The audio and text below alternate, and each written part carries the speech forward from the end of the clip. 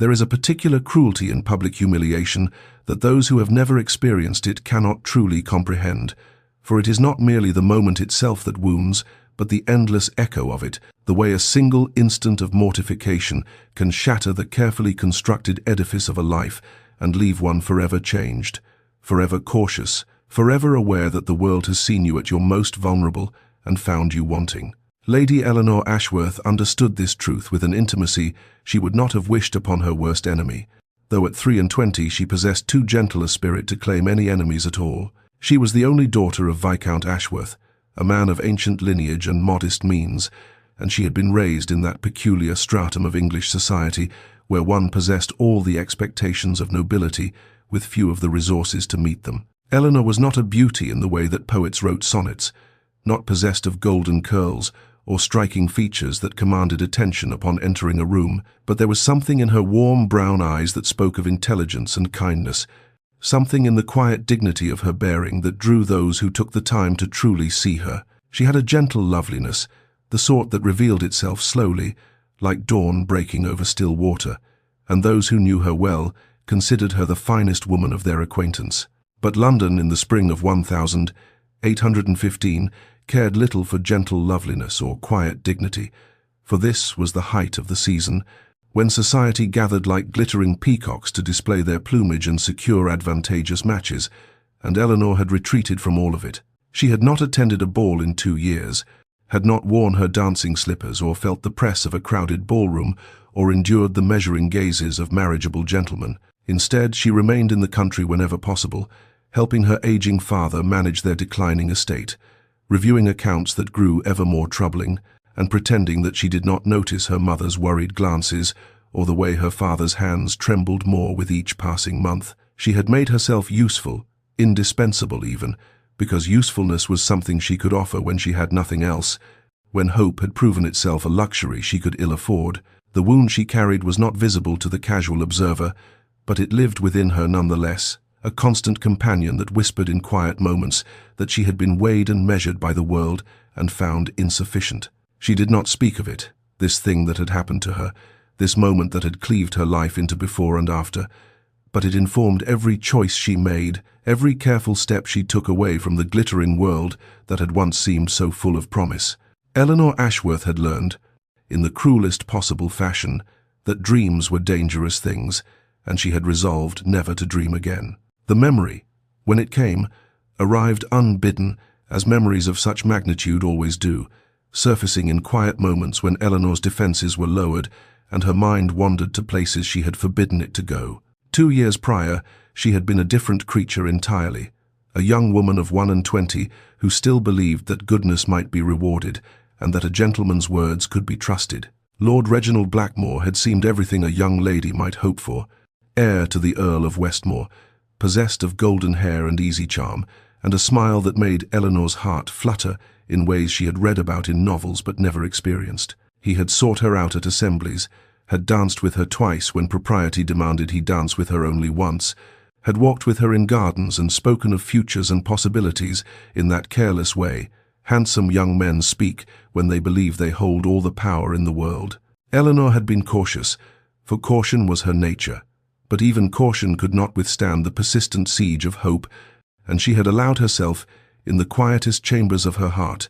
to believe that perhaps she might be loved after all. Their courtship had lasted through the autumn and into the winter, long enough for society to whisper of an expected announcement, long enough for Eleanor's mother to speak of wedding clothes and Eleanor's father to inquire delicately about settlements,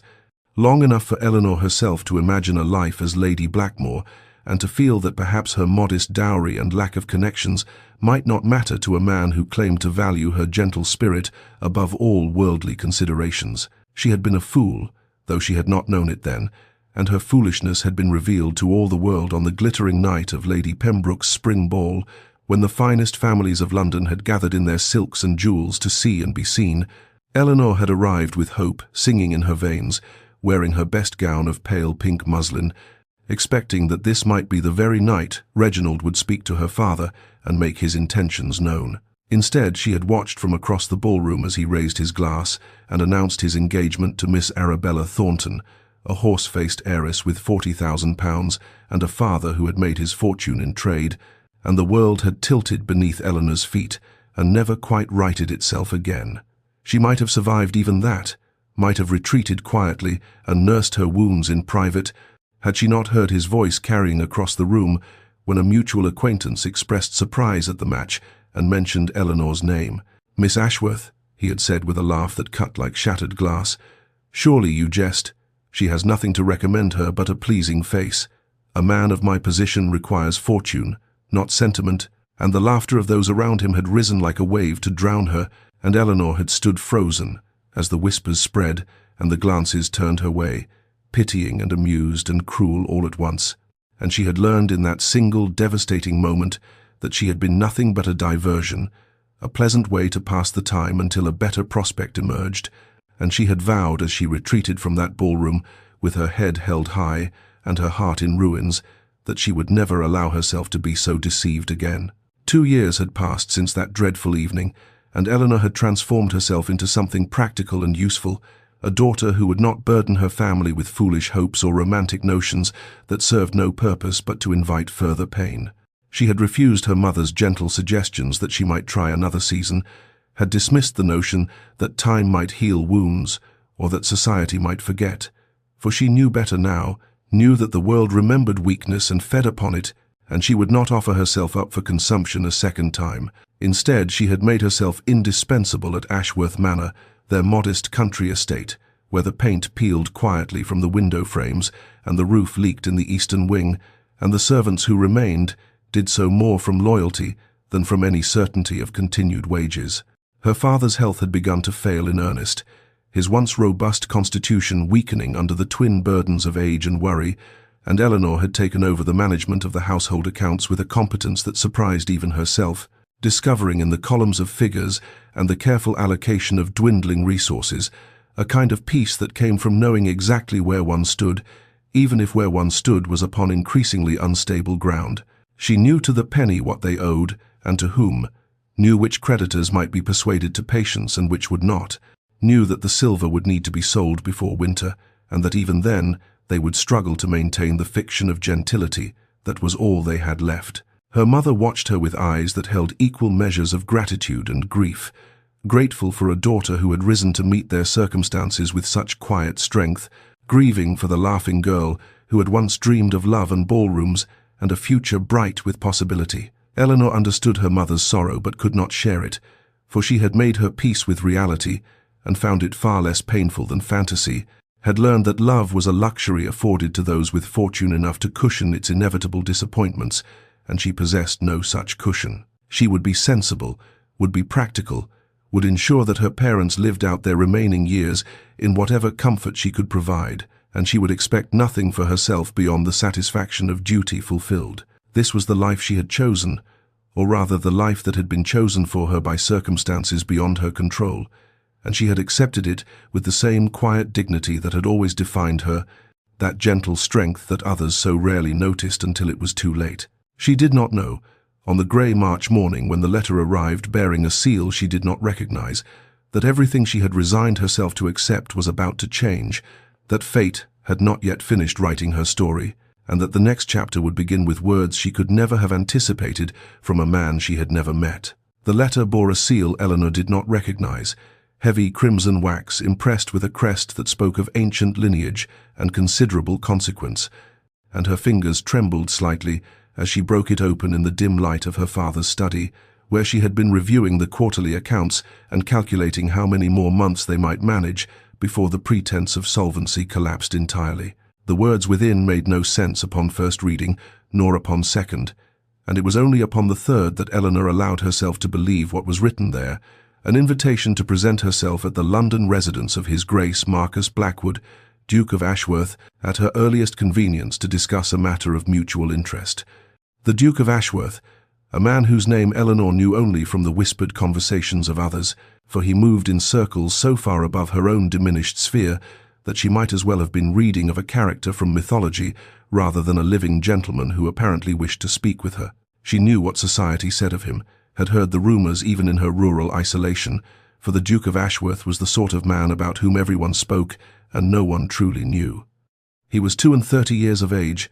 possessed of a fortune so vast that even the most ambitious mothers of the ton could scarcely calculate its extent, master of estates that sprawled across 3 counties, and a London house that was said to rival Carlton House itself in its magnificence. He was also, by all accounts, utterly impossible,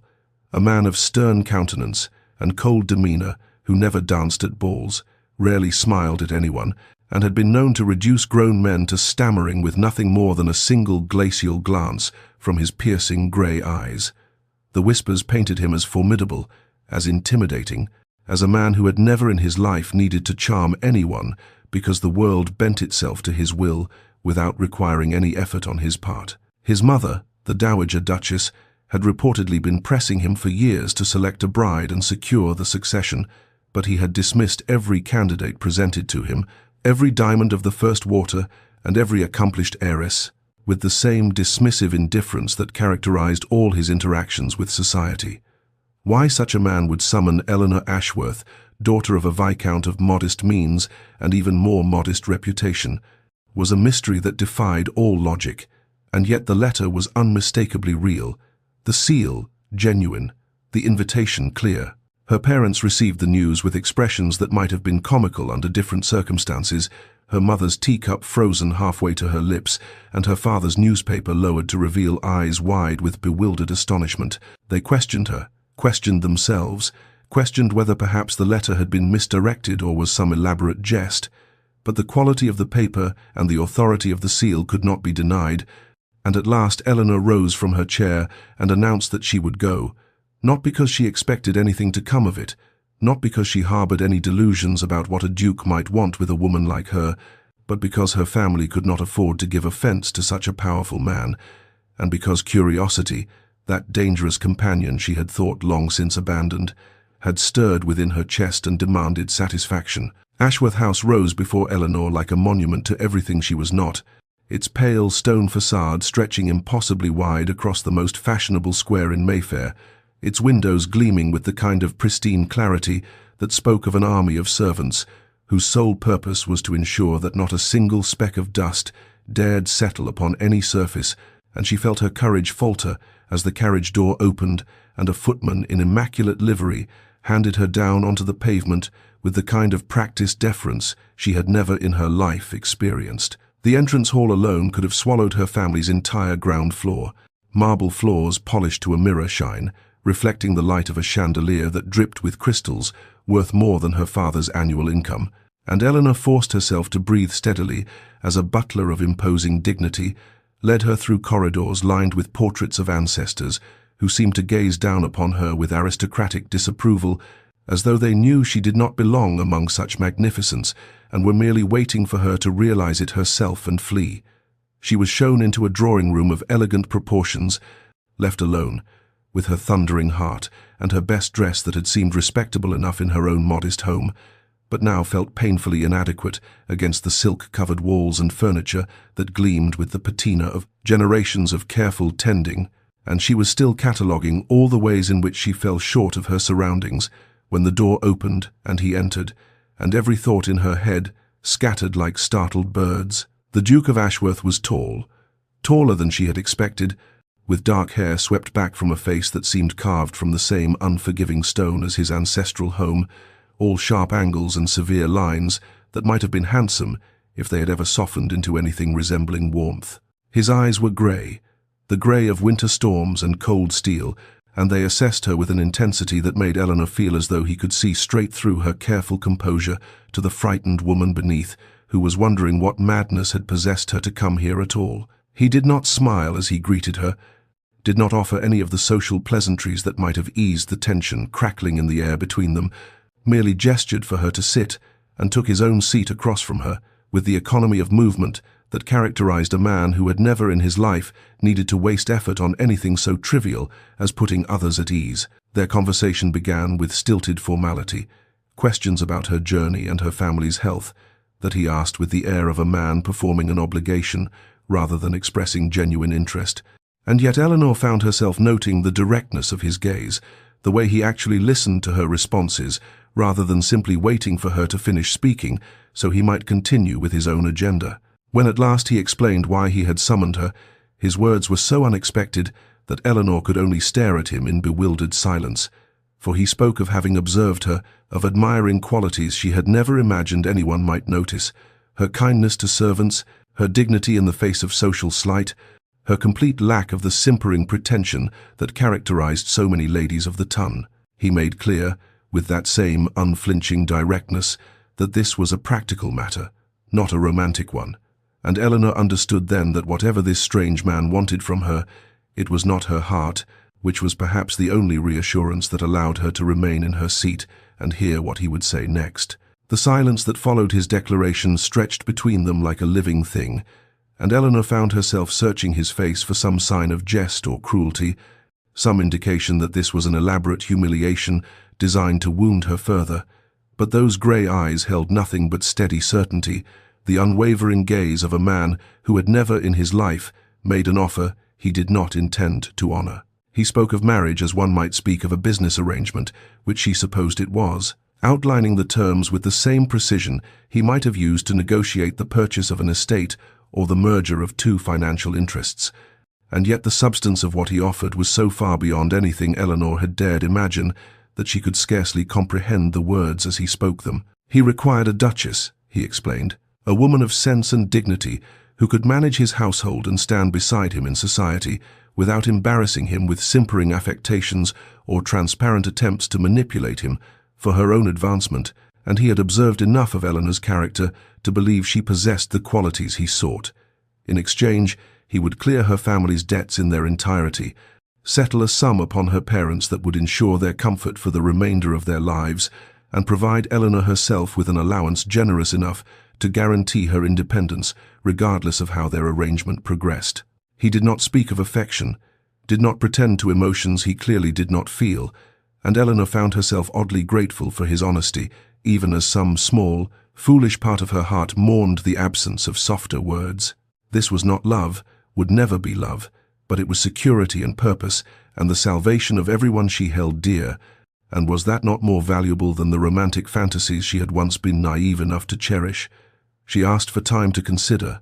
her voice steadier than she had expected, and something flickered in his expression that might have been approval or might have been surprise that she had not immediately accepted what any other woman in her position would have seized without hesitation. He granted her request with a brief nod, naming a period of 1 week during which she might reflect and consult with her family. And Eleanor rose to take her leave, feeling as though she were moving through a dream from which she might wake at any moment. She was halfway to the door when she realized she was shivering, the cold of the room having seeped through her inadequate pelisse without her notice, and before she could speak or even fully register her own discomfort, the Duke had rung for a servant and ordered tea to be brought, his voice carrying that same tone of command that seemed as natural to him as breathing. It was such a small thing, such a trivial gesture, and yet Eleanor found herself turning to look at him with new eyes, wondering what manner of man noticed that a woman he barely knew was cold and moved to remedy her discomfort before she had even thought to mention it herself. And she carried that wondering with her all the long carriage ride home, turning it over in her mind like a puzzle piece that did not quite fit the picture she had been given of the cold and formidable Duke of Ashworth. The conversation with her parents unfolded exactly as Eleanor had anticipated, her mother's eyes filling with tears that spilled down her weathered cheeks as the full implications of the Duke's offer became clear, her father sitting in heavy silence, with his hands clasped before him and his expression cycling through relief and gratitude, and something that looked painfully like guilt, as though he blamed himself for the circumstances that had brought his daughter to the point of accepting a loveless marriage to save them all from ruin. Her mother spoke of providence and blessings, of prayers answered and futures secured, and Eleanor listened with a smile fixed carefully upon her face, while inside she catalogued all the things she was surrendering, the girlish dreams she had once harbored of a husband who would look at her with adoration, of a marriage built upon mutual passion rather than mutual convenience, of a life where she was chosen for herself rather than for her suitability to a role that needed filling. Her father's concern cut deeper than her mother's joy, his quiet question about her happiness hanging in the air between them like an accusation, and Eleanor found herself reassuring him with words that felt hollow even as she spoke them, explaining that happiness was not guaranteed to anyone and that she would find contentment in knowing her family was secure, that she would build a life of purpose and dignity, even if it lacked the romantic love she had once been foolish enough to hope for. She sent her acceptance to the Duke that very evening, writing the words in her careful hand and watching the ink dry with the strange sensation of watching her old self disappear. And the weeks that followed passed in a blur of preparations and legalities, and the quiet settling of debts that had hung over her family like a storm cloud, for longer than Eleanor cared to remember. The wedding itself was exactly as she had requested when the Duke had asked her preference, a simple ceremony in a small church with only her parents and the Duke's solicitor as witnesses, no grand affair to draw the attention of a society that would whisper and speculate, regardless of what she did. And Eleanor spoke her vows in a clear voice that did not tremble,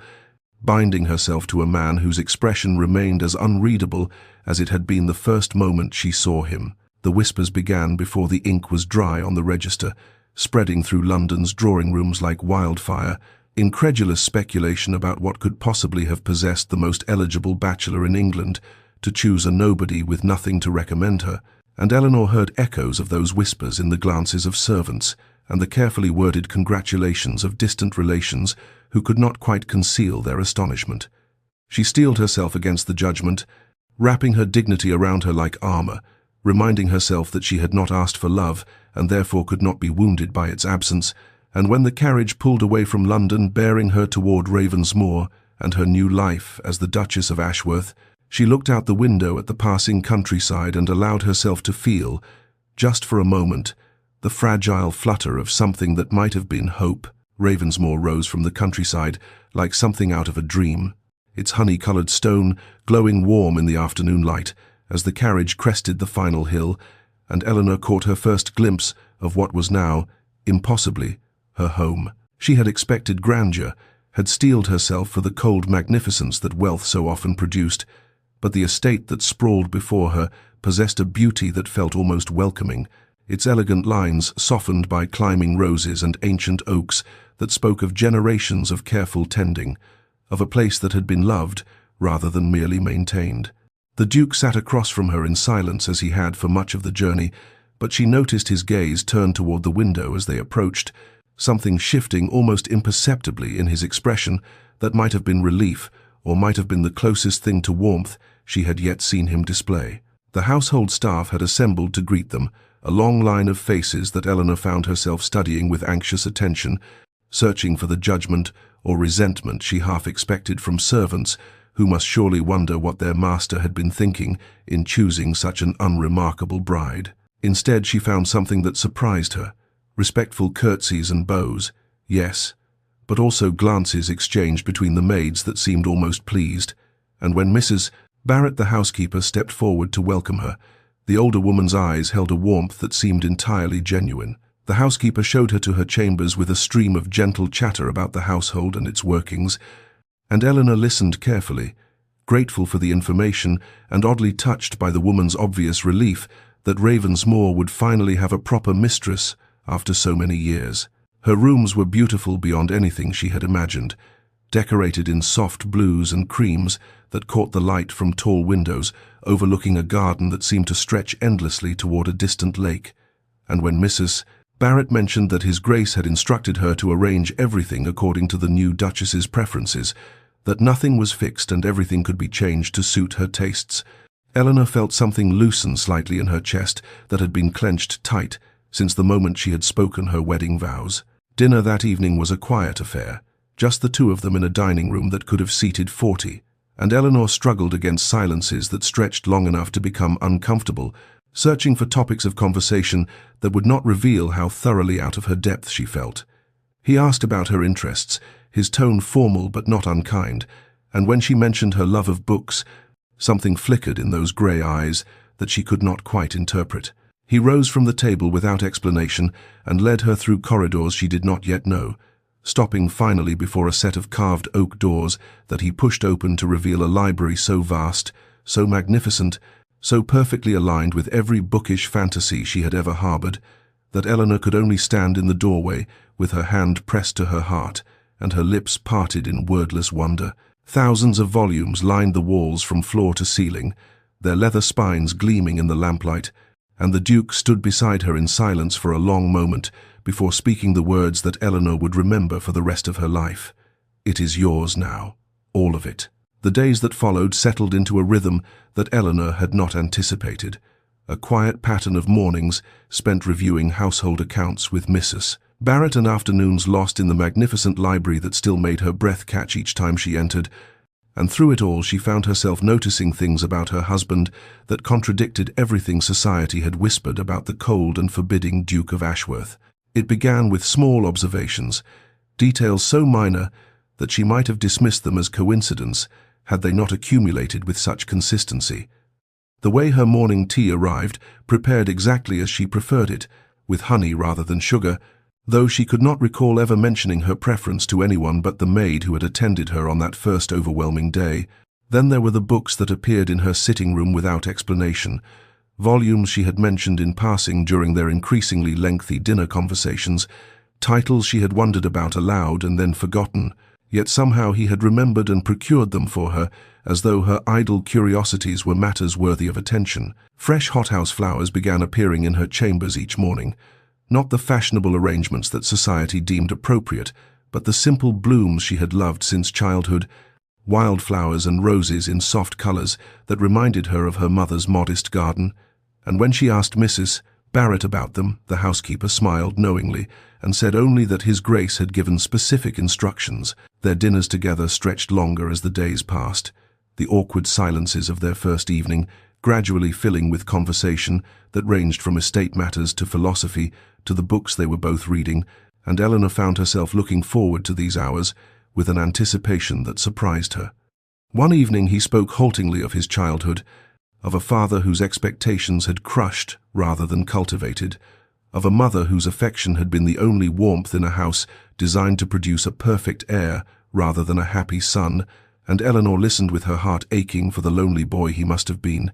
understanding suddenly why he had built such formidable walls around himself. He asked about her own past, and she felt herself tense, not yet ready to speak of Reginald, not yet willing to reveal the depth of her humiliation to this man whose good opinion she was beginning to value more than she had expected, and she deflected with practiced ease towards safer subjects, while something in his grey eyes suggested he understood there were wounds she was not yet ready to show. It happened without warning. A comment he made about a particularly pompous character in the novel they had both been reading, his delivery so unexpected and so perfectly dry that laughter escaped her before she could contain it, genuine and bright and utterly unguarded, and when she looked at him, she saw something extraordinary. The corner of his stern mouth curved upward, his grey eyes warming with what could only be amusement, and for one brief moment the formidable Duke of Ashworth looked almost approachable, almost soft, almost like a man who might be capable of joy if only someone would teach him how to reach for it. The letter arrived on a grey February morning, its elegant script and heavy cream paper, announcing what Eleanor had been dreading since the first snowdrops pushed through the frozen ground. The season was approaching, and the Duke of Ashworth would be expected to present his new Duchess to society. She read the words detailing their required attendance at a series of balls and dinners, their obligation to open Ashworth House in London and take their place among the ton, and she felt the fragile peace she had cultivated at Ravensmoor begin to crack and splinter like ice beneath an unexpected weight. London meant society, and society meant whispers, and whispers meant facing all those people who had witnessed her humiliation, who had laughed behind their fans as Reginald Blackmore declared her unworthy of his attention, who would surely wonder what the Duke of Ashworth could possibly see in a woman so thoroughly rejected by a mere heir to an earldom. The days that followed were marked by a tension Eleanor could not quite conceal, a tightness in her shoulders and a distraction in her eyes that she thought she hid well, until one evening, when the Duke set down his book and regarded her across the library with those penetrating grey eyes that seemed to see far more than she wished to reveal. He asked directly, as was his way, what troubled her, and something in the quiet steadiness of his gaze, in the weeks of small kindnesses that had accumulated between them like snowfall, gradually covering barren ground, made Eleanor finally speak the words she had guarded so carefully since the day they met. She told him everything: Reginald's courtship, his promises, the hope she had allowed herself to feel despite her practical nature, and then the devastating public rejection that had shattered not only her prospects, but her belief in her own worth. She described the laughter that had followed her from Lady Pembroke's ballroom, the pitying glances, the way former friends had suddenly found themselves too busy to call, and as she spoke she watched the Duke's face transform from its usual stern composure into something far more frightening, a cold fury that burned in his eyes and tightened his jaw until she almost regretted her confession. When she finished, the silence stretched between them like a held breath, and then he spoke in a voice so controlled, so deadly quiet, that Eleanor understood for the first time why powerful men treated the Duke of Ashworth with such careful deference. He was not merely wealthy and titled, he was dangerous when provoked, and she had just provoked him on her behalf in a way that left her uncertain whether to feel protected or alarmed. His words were simple, delivered with the weight of absolute certainty. No one would speak ill of her again. No one would dare look at her with anything less than the respect due to the Duchess of Ashworth, and if anyone attempted otherwise they would discover precisely what it meant to earn his displeasure. Eleanor did not know whether to believe him, did not know whether any man could truly shield her from the cruelty of the ton, but as they departed for London 2 days later, she found herself watching him with new eyes, wondering what he might do when faced with the man who had broken her, and feeling for the first time in 2 years something that might have been the stirring of hope beneath her carefully cultivated resignation. The evening of Lady Worthington's ball arrived with all the inexorable certainty of a sentence long delayed, and Eleanor stood before the mirror in her chambers at Ashworth House, while her maid arranged the final touches of her toilette, watching her own reflection as though observing a stranger prepared for battle, rather than a duchess preparing for a dance. The gown was exquisite, a creation of sapphire silk that caught the candlelight and transformed it into something luminous. The bodice fitted perfectly to her form, while the skirt swept behind her in elegant waves that whispered against the floor with each small movement she made. At her throat lay the Ashworth diamonds, a stunning cascade of stones that had adorned duchesses for generations, their weight both literal and symbolic against her skin,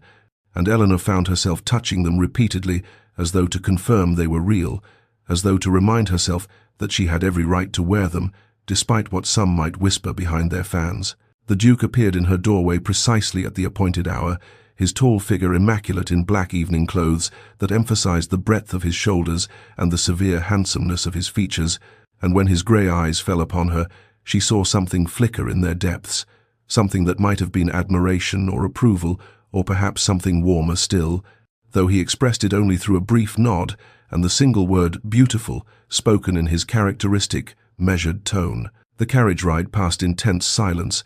Eleanor's gloved hands clasped tightly in her lap, while she rehearsed in her mind all the dignified responses she might offer to the cutting remarks she anticipated,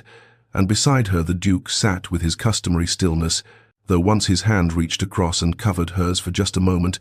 a gesture of reassurance that steadied her racing heart more than any words could have done. When they arrived at Lady Worthington's grand townhouse, the entrance hall blazing with light and buzzing with the conversation of London's most distinguished families, Eleanor felt every eye turned toward them as the majordomo announced their names in ringing tones,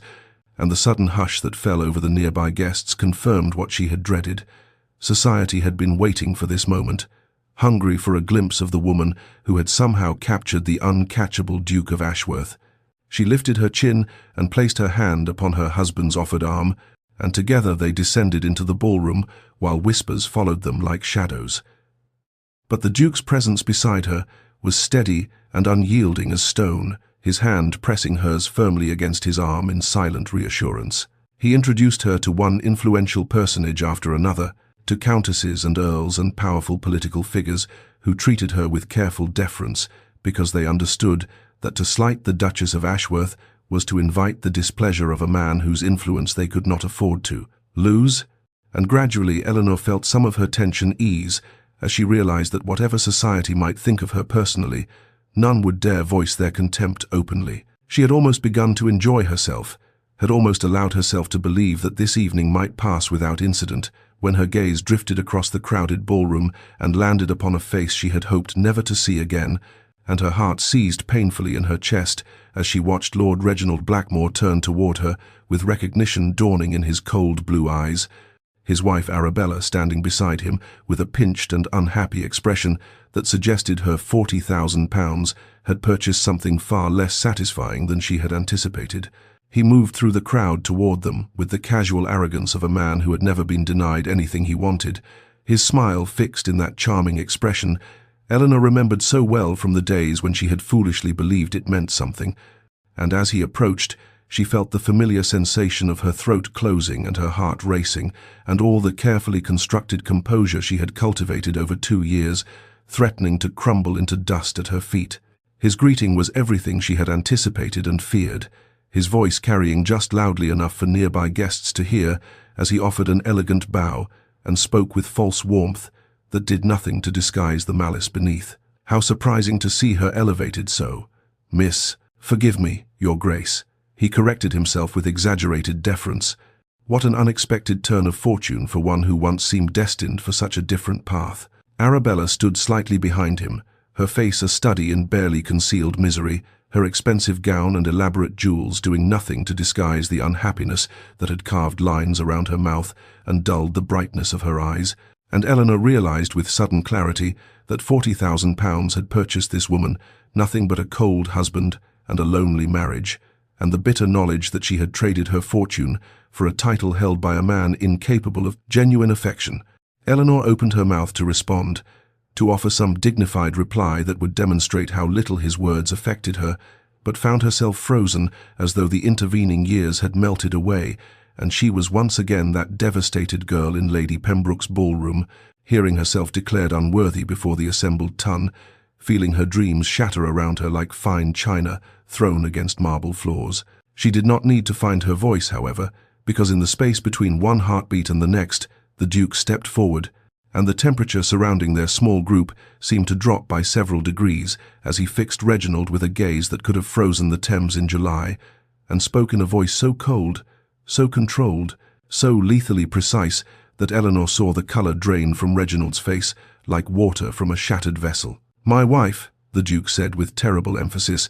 "requires no elevation, Lord Blackmore, for she has always possessed what your sort cannot purchase, regardless of how desperately you might try. Genuine worth, true grace, a quality of character that money can neither buy nor imitate." The ballroom had gone utterly silent around them, nearby conversations dying away as guests turned to witness the unprecedented spectacle of the Duke of Ashworth, defending his Duchess with a ferocity none had ever seen him display, and Eleanor watched as Reginald's confident smile faltered and crumbled and finally disappeared entirely, replaced by the dawning realization that he had grievously miscalculated in approaching a woman who was no longer unprotected, who now had a champion willing to destroy any man foolish enough to offer insult. "I suggest," the Duke continued with the same deadly calm, "that you remember precisely to whom you speak, and conduct yourself accordingly for whatever remains of your time in society, assuming you have the wisdom to remove yourself from my presence before I decide to make my displeasure more widely known." Reginald retreated, nearly stumbling over his own feet in his haste to escape, and as Eleanor stood in the ringing silence that followed, she felt something fundamental shift within her chest, a cracking open of walls she had built so carefully, a dawning recognition that this stern, reserved man had just defended her honor before all of London with a passion that revealed depths she was only beginning to understand. And for the first time since that terrible night 2 years ago, she felt not shame but something far more dangerous, the wild, terrifying, irresistible stirring of hope. The carriage ride home passed in a silence unlike any they had shared before,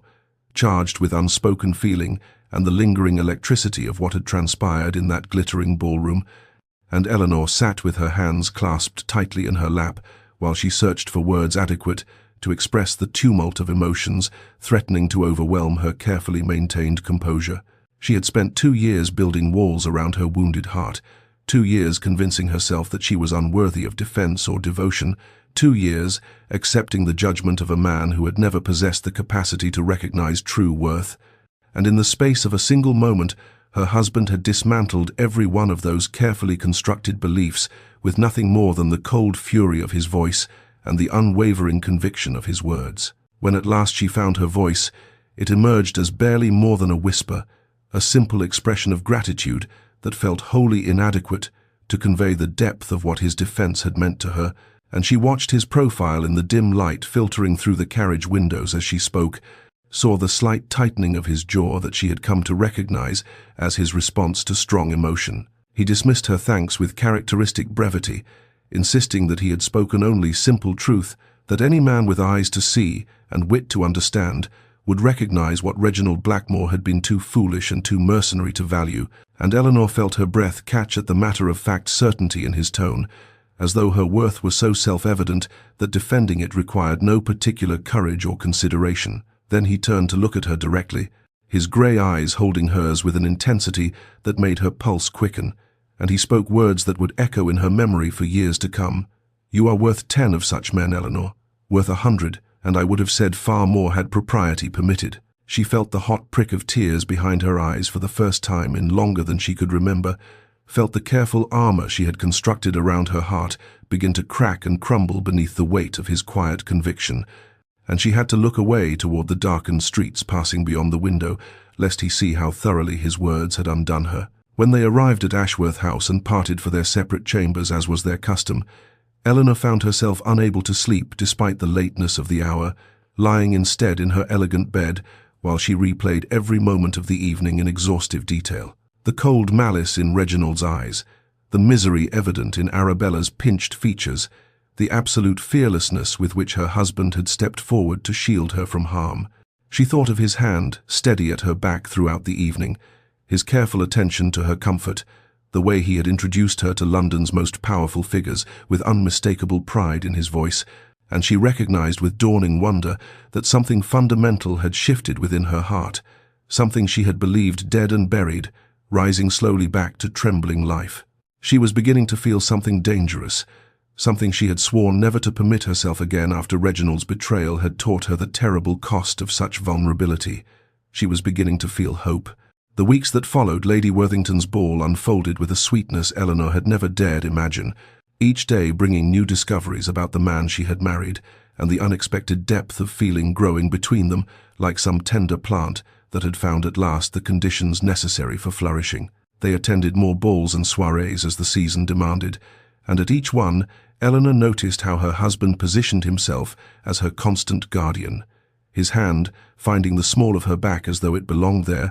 his grey eyes scanning every room for potential threats to her comfort or dignity, his cold demeanor thawing perceptibly whenever he looked upon her face. Yet it was not the public occasions that nurtured the bond forming between them, but rather the quiet hours they began to spend together at Ashworth House, evenings that had once passed in awkward silence, now filled with conversation and comfortable companionship, and something that felt increasingly like intimacy of the truest kind. They developed rituals without ever consciously deciding to do so. Reading together in the library after dinner, Eleanor curled in the chair nearest the fire, while Marcus occupied the one beside her, their books sometimes forgotten, as discussion of the day's events or memories of childhood or dreams for the future carried them deep into the night. On fine mornings they walked together in the small garden behind the townhouse,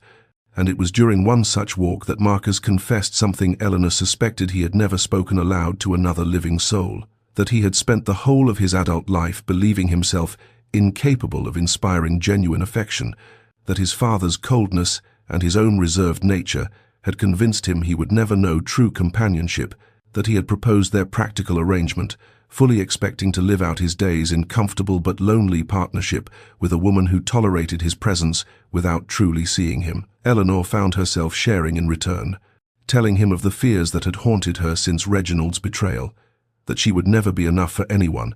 that there was some fundamental deficiency within her that rendered her unworthy of real love, that she had accepted his proposal, believing she deserved nothing better than a business arrangement dressed in wedding clothes. These confessions created a new closeness between them, a sense of being truly known and accepted that neither had experienced before, and Eleanor became increasingly aware of her husband in ways that had nothing to do with conversation or companionship. The breadth of his shoulders when he stood near her, the way his voice dropped to a lower register when they spoke privately, the heat of his body when they sat close together in the library. One evening, as they read in their accustomed places, Marcus reached across the small distance between their chairs and took her hand in his fingers intertwining with hers as naturally as breathing, and neither of them pulled away or acknowledged the gesture with words, simply allowing the connection to exist as though it had always been inevitable. The household staff noticed the change in their master, the softening of his stern features when the Duchess entered a room, the sound of his laughter echoing through halls that had known only silence for so many years, and Mrs. Barrett was overheard telling the cook that she had never seen His Grace so content in all her decades of service. Eleanor, lying awake at night in her chamber, could no longer pretend that what she felt was merely gratitude or comfortable affection. She wanted her husband with a ferocity that frightened her, wanted not just his protection and his conversation, but his heart, his passion, his everything, and she knew with terrifying certainty that a practical arrangement would never again be sufficient for a soul that had finally remembered how to hope. Eleanor's birthday arrived on a grey morning in late May, and she had spoken of it to no one, had made no mention of the date's significance to her husband or the household staff, for she had long ago learned to expect nothing and thereby spare herself the sting of disappointment that inevitably followed hope. She had spent so many birthdays in quiet solitude since Reginald's betrayal, marking the passage of another year with nothing more than private reflection on all she had lost and all she had resigned herself to never having, that it seemed almost natural to let this one pass unmarked as well, another day distinguished from its fellows only in her own silent awareness. She came down to breakfast expecting nothing out of the ordinary and found Marcus already seated at the table, which was itself unusual as he typically rose earlier and attended to correspondence in his study before she appeared, and she noticed immediately that there was something different in his demeanor, a barely perceptible tension in the set of his shoulders and a quality of watchfulness in his grey eyes that made her pulse quicken without understanding why. He waited until she had been served her tea and had taken her first sip before he spoke, and even then his words were halting, almost uncertain, so unlike his usual decisive manner that Eleanor felt her confusion deepen into something approaching alarm. He asked if she had truly believed he would not discover the date of her birth, and when she could find no adequate response, he rose from his chair and retrieved a parcel wrapped in deep blue paper from the sideboard, presenting it to her with an expression she could not quite interpret, something between hope and apprehension that seemed foreign on features usually so carefully controlled. Her hands trembled as she unwrapped the gift, and when she saw what lay within the paper, she felt the world grow suddenly still around her. A first edition of her favorite novel, the one she had mentioned only once in passing during one of their evening conversations, the one she had loved since girlhood and never been able to afford in anything but the cheapest reprinted form. She opened the cover with reverent fingers and found an inscription written in her husband's bold hand, the words blurring before her eyes as their meaning penetrated the defenses she had built around her heart. For Eleanor, who taught me that some treasures cannot be measured in gold. The tears came then, sudden and overwhelming, spilling down her cheeks before she could think to prevent them, and she saw alarm flash across Marcus's face as he moved toward her, clearly distressed by her weeping and uncertain whether his gift had somehow caused offense rather than pleasure. She had to explain through her tears that no one had ever seen her so clearly, that no one had ever listened carefully enough to remember the small details of her preferences and desires, that no one had ever made her feel so thoroughly known and valued for nothing more than herself, and as she spoke she watched understanding dawn in his eyes, followed by something that looked almost like wonder. He reached out slowly, giving her time to pull away should she wish it, and when she remained still his fingers brushed gently across her cheek, catching a tear and wiping it away with a tenderness that stole her breath entirely. Neither of them spoke in the moments that followed, but words had become unnecessary, for everything that mattered hung visible in the air between them, acknowledged at last even if not yet named, and Eleanor knew with absolute certainty that nothing between them would ever be the same. The days that followed Eleanor's birthday passed in a strange, suspended state, the air between her and Marcus charged with everything that remained unspoken, every glance weighted with meaning neither yet dared articulate, every accidental brush of fingers sending currents of awareness through Eleanor's entire being until she thought she might shatter from the force of containing so much feeling within the fragile vessel of her heart. They continued their established rituals, the morning walks, the evening readings, the lingering dinners, but everything felt different now, transformed by the knowledge that hovered between them like morning mist waiting to be burned away by the sun, and Eleanor found herself watching her husband with new eyes, cataloguing every small gesture, every softening of his stern features, every moment when his grey gaze rested upon her with something that looked increasingly like hunger. She knew she should speak, should find the courage to give voice to the tumult within her breast. But the old fears held her tongue captive, the memory of Reginald's rejection, whispering that she was foolish to believe a man like Marcus could truly want her for anything beyond the practical arrangement they had agreed upon, and so she remained silent, even as her heart threatened to overflow with words she could not quite bring herself to say. It was Marcus who finally shattered the tension. On an evening when rain streaked the library windows and the fire crackled low in the grate, and Eleanor sat with a book she had not truly read for the past hour, her attention fixed entirely upon the man in the chair beside hers, who had set down his own volume, and was watching her with an expression she had never seen upon his face before, something raw and vulnerable that made her breath catch in her throat. He spoke her name, just her name, and something in his voice made her set aside her book and turn to face him fully, and she saw his hands clench upon the arms of his chair, as though he were steeling himself for battle. And when he spoke again, his words came haltingly, each one seeming to cost him tremendous effort, as though he were a man unused to the language of tender feeling, attempting to navigate a foreign tongue. He told her that he had not expected this, that when he proposed their arrangement, he had believed himself content with practicality and companionship, and the quiet satisfaction of having chosen well, but that somewhere in the weeks and months since their wedding everything had changed, shifted, transformed into something he barely recognized, and he found now that he could not imagine his life without her in it, could not contemplate returning to the cold existence he had known before she came to fill his home and his days with warmth and laughter and the simple, profound pleasure of her presence. His voice dropped lower still as he spoke the words Eleanor had never truly believed she would hear directed at herself. "You have become everything to me, Eleanor. I love you." The tears came then, impossible to prevent, and through them Eleanor spoke her own truth at last, confessing her fears, her disbelief that she could be truly loved, and finally, the admission that had burned within her for weeks. "I love you. I think I have loved you for longer than I knew." Marcus rose from his chair and crossed the small distance between them, drawing her to her feet, and when his lips met hers the kiss was tender and passionate and perfect, a seal upon their declarations, a promise of everything yet to come. That night, when the fire had burned low and the rain had gentled to a soft whisper against the windows, Marcus led Eleanor not to the door of her own chambers but to his, and she followed willingly, her heart beating so fiercely she was certain he must feel it through the fingers intertwined with hers. And when the door closed behind them and they stood alone in the flickering candlelight, she felt no fear, no hesitation, only a profound and overwhelming sense of rightness, of finally arriving at a destination she had not known she was seeking. He was tender in ways she had never imagined, his hands gentle as they traced the lines of her face, her shoulders, the curve of her waist, as though she were something precious and fragile that he feared to damage,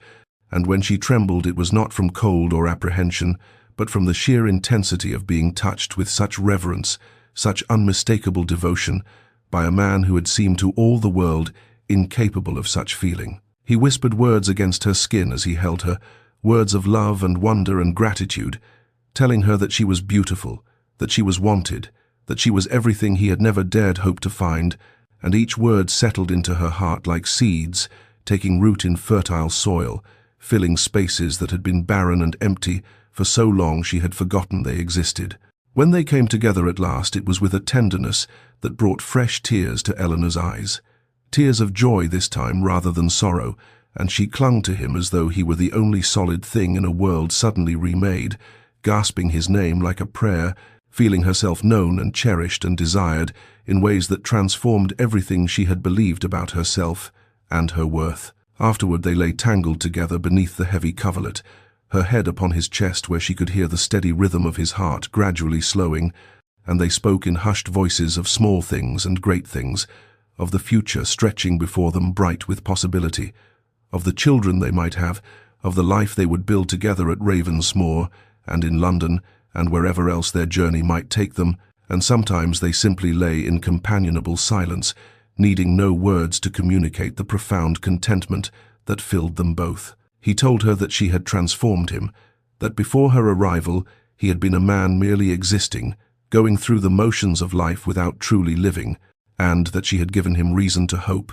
reason to believe that happiness was not merely a fairy story told to children, but something real and attainable. And Eleanor pressed her lips to the place above his heart and told him that he had done the same for her, had shown her that she was worthy of love, had healed wounds she had believed would ache forever. When sleep finally claimed them, they lay intertwined, limbs tangled together as though even in unconsciousness they could not bear to be parted. And Eleanor's last thought before surrendering to dreams was one of pure and perfect wonder that this was her life now, that this man was hers and she was his,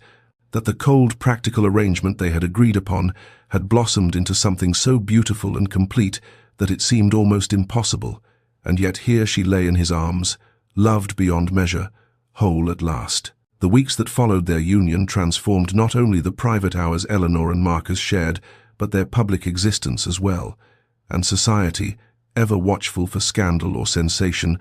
found itself witness to something far more remarkable than either: the complete and undeniable metamorphosis of the Duke of Ashworth from the coldest man in England to a husband so obviously besotted with his wife that it became the subject of whispered conversation in every drawing-room in London. He danced now, this man who had famously refused to take the floor at any ball for the past decade, but he danced only with Eleanor, leading her through waltzes with a possessive tenderness that made the watching matrons fan themselves and the young debutantes sigh with romantic longing. And when the music ended, he did not release her to the company of others, but kept her at his side, his hand resting at the small of her back with an intimacy that spoke of absolute belonging. The ladies who had once whispered cruel assessments of Eleanor's modest dowry and unremarkable connections now sought her favor with desperate enthusiasm, sending cards and invitations and flattering notes that Eleanor received with gracious dignity and quiet private amusement, understanding perfectly well that their sudden warmth had everything to do with her husband's power and nothing to do with any genuine regard, yet finding she no longer cared what motivated their attentions because she had the only regard that truly mattered. At Lady Pemberton's grand ball, the event of the season, Eleanor caught sight of Lord Reginald Blackmore and his wife Arabella standing at the edge of the room, and where once the sight would have sent ice through her veins, she now observed them with something approaching pity. Arabella's face was pinched and unhappy, her magnificent gown unable to disguise the misery in her eyes, while Reginald himself looked diminished somehow, his fortune reportedly dwindling through poor investments, his consequence fading as society's attention turned to newer, brighter stars. It was at this same ball that Marcus rose during supper, crystal glass in hand, and the room fell silent with anticipation as the Duke of Ashworth commanded attention as effortlessly as he commanded everything else. And when he spoke, his voice carried to every corner of the grand dining room. To the Duchess of Ashworth, the finest woman in England, whose grace and goodness honor me daily beyond any merit of my own. Eleanor felt the weight of every gaze in the room upon her as she lifted her own glass in acknowledgement, but she did not blush or shrink as she might have done mere months ago. Instead, she met her husband's eyes across the gleaming silver and crystal and smiled with the quiet confidence of a woman who knew herself, loved, and in that moment she understood that the whispers surrounding her had changed entirely, transformed from speculation about her unworthiness to marvel at her good fortune, though Eleanor knew the truth that escaped society's understanding. It was not fortune at all, but the miraculous gift of having been truly seen by the one person whose vision mattered. And in that seeing, everything had changed. 5 years had passed since that first season as the Duchess of Ashworth, 5 years that had flowed like honey, golden and sweet, and rich with all the blessings Eleanor had once believed would never be hers. And as she stood at the window of Ravensmoor's morning room, watching her children play upon the sunlit lawn, she marveled at how completely her life had transformed from those dark days when she had believed herself unworthy of love, undeserving of happiness, destined for nothing more than practical endurance of whatever fate provided. There were 3 of them now, 3 precious souls who had made their family complete. Charlotte, the eldest at 4, who had inherited her mother's warm brown eyes and gentle disposition. Elizabeth, just turned 2, a merry sprite with her father's dark hair and an imp smile that could coax laughter from even the most reserved of servants. And baby William, barely 6 months old, who gazed at the world through eyes of piercing grey that were so exactly like Marcus's that Eleanor's heart clenched with love each time she looked upon him. The years had only deepened the bond between Eleanor and her husband, their early tender affection maturing into something richer and more profound, a partnership built upon mutual respect and unwavering devotion that seemed to strengthen with each passing season. Each shared joy and weathered difficulty, binding them more closely together, until Eleanor could scarcely remember what her life had felt like before Marcus had become the center of it. He remained reserved with society, this husband of hers, still the formidable duke who inspired awe and perhaps a touch of fear in those who did not know him well, but within the walls of their home he was transformed entirely, a devoted father who could be found crawling upon the nursery floor with his daughters or walking the corridors at midnight with a fretful infant cradled against his broad chest, and the sight of such tenderness from a man the world deemed cold never failed to fill Eleanor with profound gratitude for the gift of being allowed to see his true self. Her parents had visited just last week, her father's health much improved thanks to the excellent physicians Marcus had quietly arranged, her mother radiant with contentment as she spoiled her grandchildren with sweets and stories, and Eleanor had watched them together with a heart so full she thought it might overflow,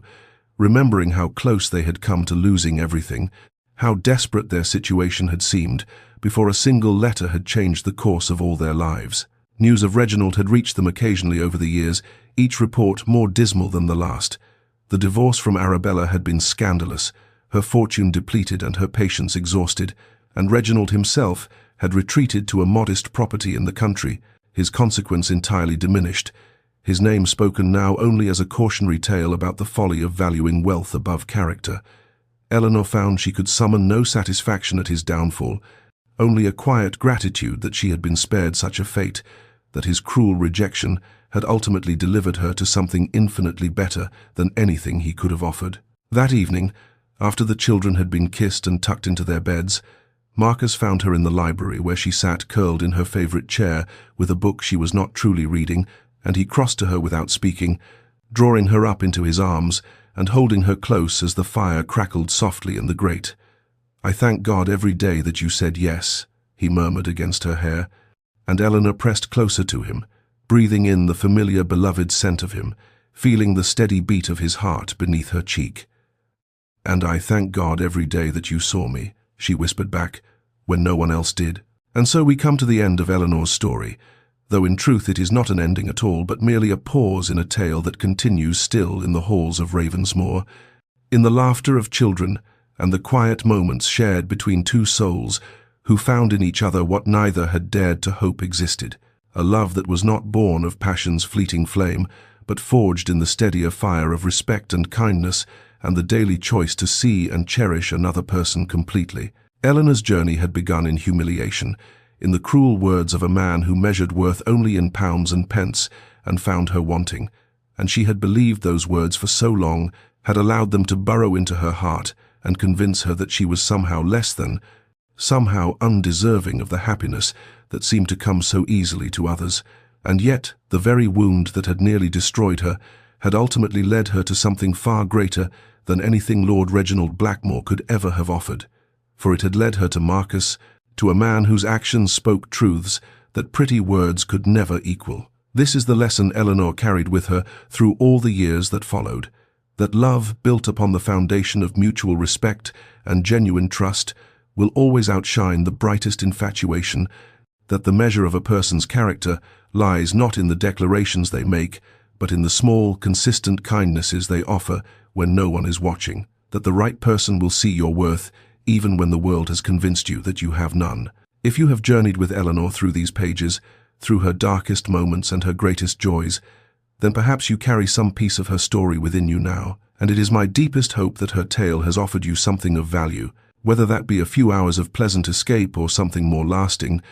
a quiet reminder that the opinions of those who cannot see your true self are worth nothing at all, and that somewhere in this vast world there may be someone capable of loving you exactly as you are, not despite your perceived flaws but inclusive of everything that makes you uniquely yourself. The final image I leave you with is this: a summer evening at Ravensmoor, the gardens ablaze with roses in full bloom, and Eleanor and Marcus walking hand in hand along the gravel path while their children's laughter echoes from somewhere beyond the hedge,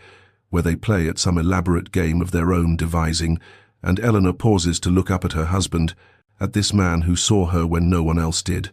who chose her over every glittering heiress in London, not because she possessed fortune or exceptional beauty, but because he recognized in her the qualities that truly mattered, and she smiles, with the complete contentment of a woman who knows herself loved, and he smiles back with the warmth he reserves only for her. And the cruel words spoken all those years ago at Lady Pembroke's ball seem to belong to another lifetime entirely, meaningless echoes that cannot touch her here in the life she has built, with a man who understood from the very beginning what Reginald Blackmore never could, that Eleanor Ashworth was always worthy of love, that she had always been enough, and that she simply needed someone wise enough to see it.